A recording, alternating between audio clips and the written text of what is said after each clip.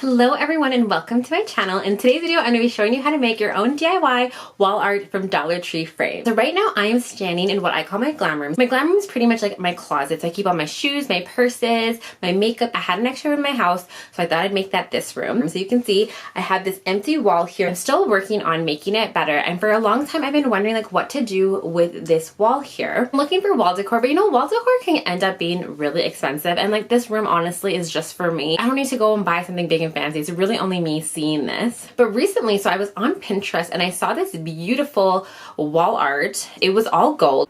This one in particular didn't have a cost, but I saw other very similar ones that were selling for about $250 to $300. And I was like, I wonder if I could make this myself. So what I decided to do is try making it myself. And I also like to preface too, I'm going to show you one way of making this. But the idea is that you can do this however you want, but it's using frames to make some beautiful artwork. Like, honestly, you could do so much with Dollar Tree frames. Like I have so many ideas. If you'd like to see how I made this myself, just please keep watching.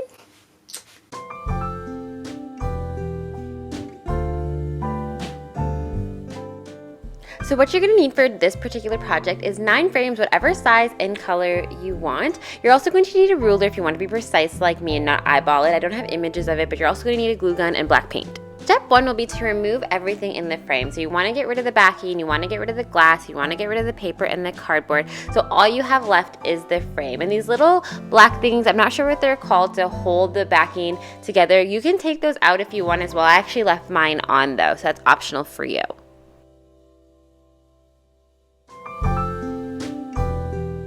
So this is what it should look like when you're done taking everything out, so having 9 frames.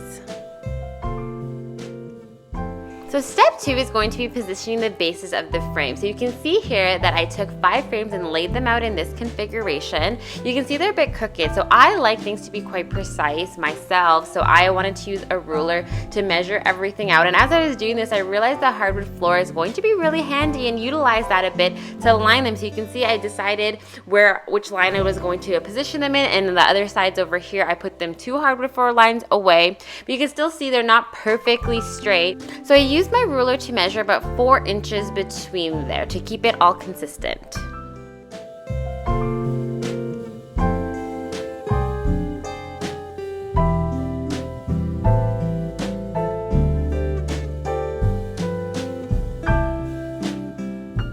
So you can see here everything looks really consistent and similar and symmetrical.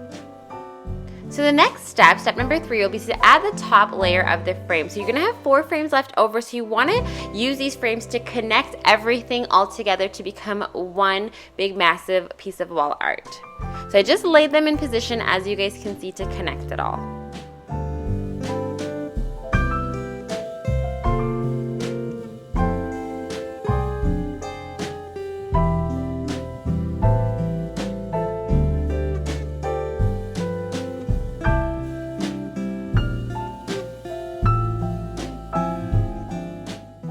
I think it looks pretty decent as is, but just because, again, I like things to be precise, I started measuring out to try to get all of it even and have the exact amount of space between each of the top layers and the bottom layer frames.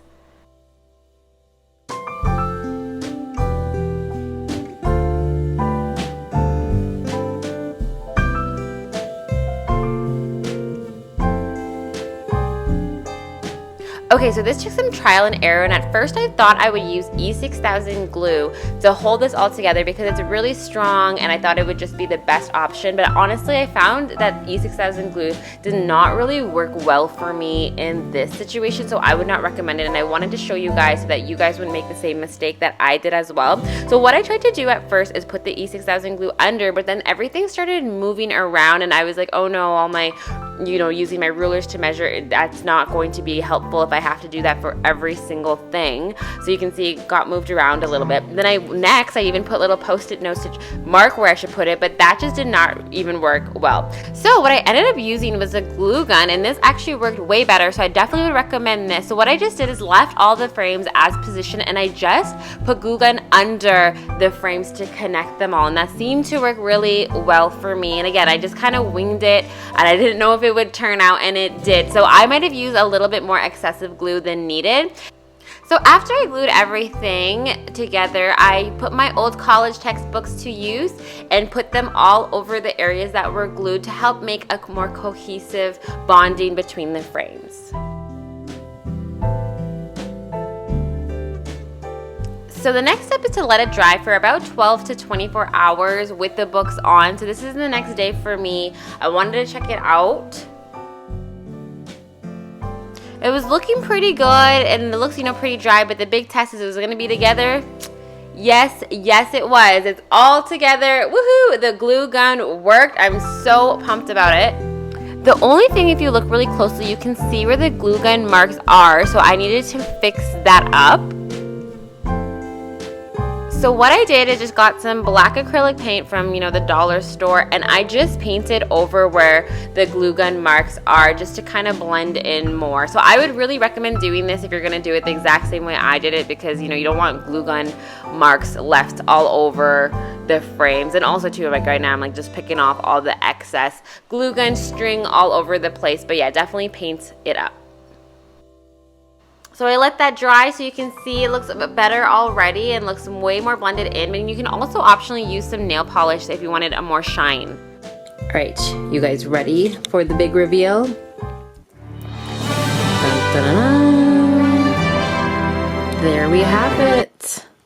So this turned out way better than I thought. You can see this wall was just a big plain wall before, and I actually probably could have made this bigger for this wall, but I just wanted to start off something simple. And again, this is like, if you wanted to do this, you don't have to do it exactly the same as this. This just shows you how easy it is to style these Dollar Tree frames to a really beautiful piece of wall art.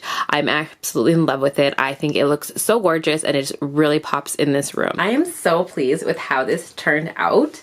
I know it's not perfect, but again, like this is my first time ever trying this out and seeing if it would work, and it worked out pleasantly better than what I expected. It makes me happy knowing that I spent $10 on it instead of spending $300 on pretty much the exact same thing. And this works for me. This might not be everyone's cup of tea, so I'd love to hear down below if this is something that you would actually consider putting on your wall, or if this is just a me thing. Do you love it? Do you hate it? Or does it look like a Dollar Tree product? Or does it look like actually something that you could buy in stores? Thank you so much for watching. Till next time, bye!